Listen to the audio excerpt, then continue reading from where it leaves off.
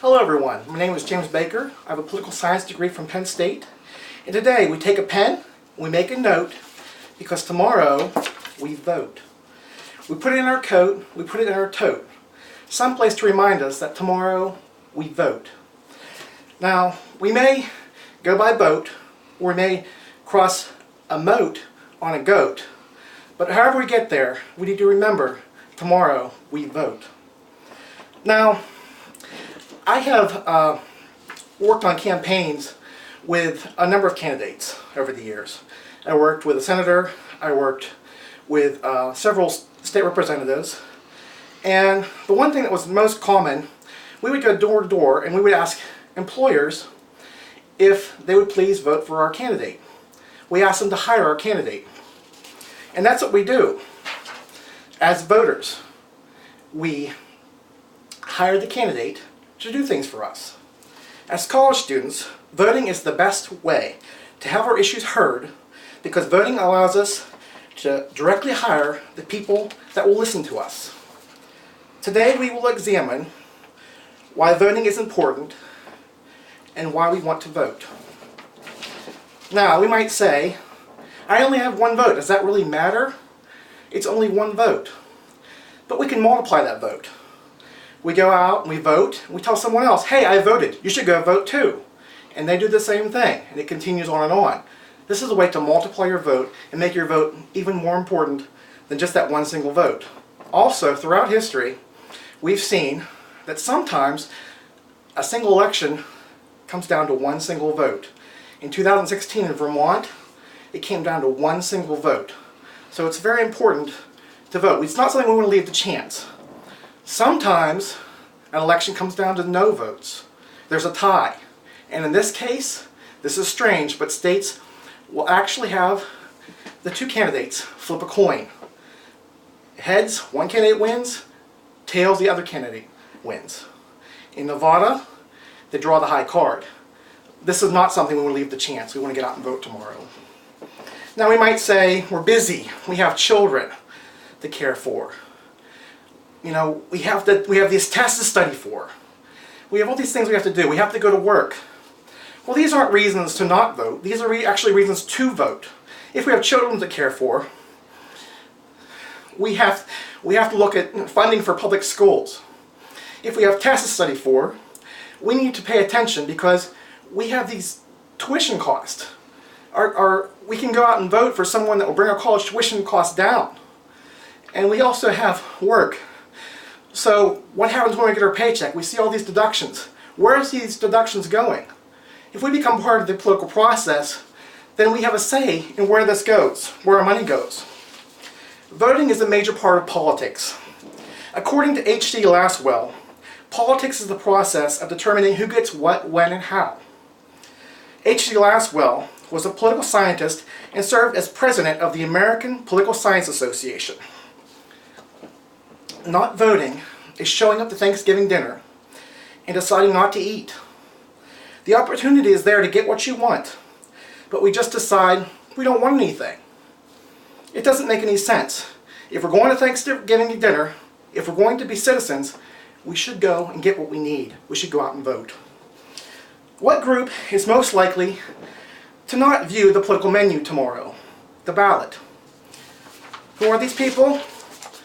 We are. Very often they're excluded. Who am I talking about? I'm talking about students. Very often they're excluded. We need to vote tomorrow.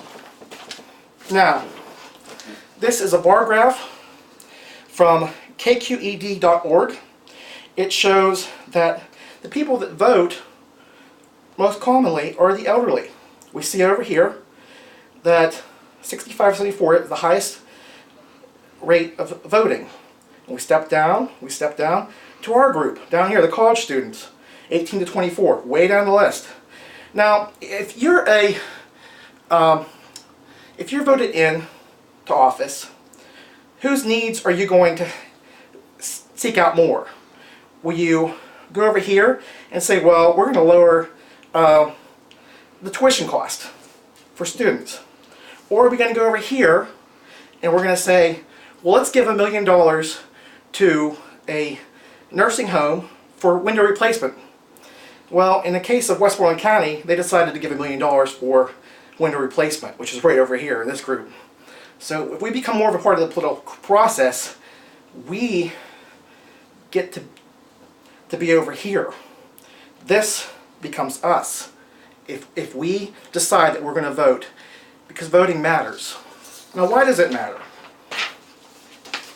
Now, according to Ben Hayden, PhD, the groups who vote more reliably tend to get their interests served by the government. And in this country, those people are the elderly. Ben Hayden, PhD, is an assistant professor of brain and cognitive sciences at the University of Rochester. Now here's another bar graph. Here we see the wealthy. They're over here. The wealthier you are, the more likely you are to vote.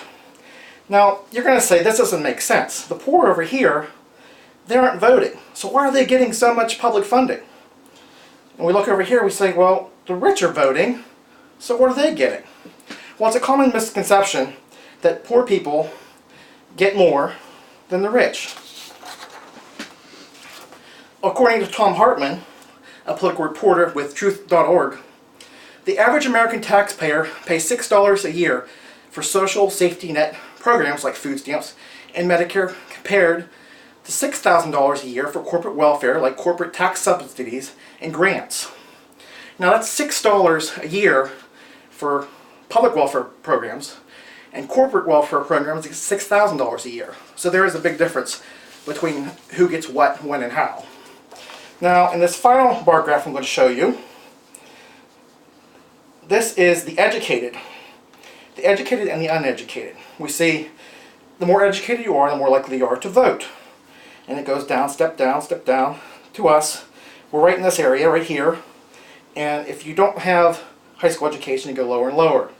Now, with education, in his scholarsandrogues.com article, Empowerment and Education, Why Young People Don't Vote, Matthew Record states, the more education young people have, the more interested they are in politics and the more likely they are to vote. Matthew Record is a public policy and constitutional law student at Stony Brook University. Now, why do we want to vote? Why do we want to become voters? Very often, they influence national, state, and local government. And tomorrow we vote, Tuesday, November 7th. Now, I want you to get out and vote tomorrow. I want you to become politically active.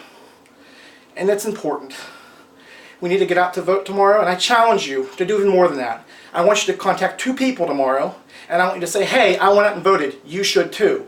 And I want you to extend that challenge to them and say, I want you to challenge 2 more people to go out and vote. This is how a political movement begins. It begins by one vote, and that one voter going out and extending a challenge to other voters, like I am today. I asked you to go out and vote tomorrow. Tomorrow is a very important election. We have more things going on than you know. We have ballot initiatives that are on there. We have people that we to elect.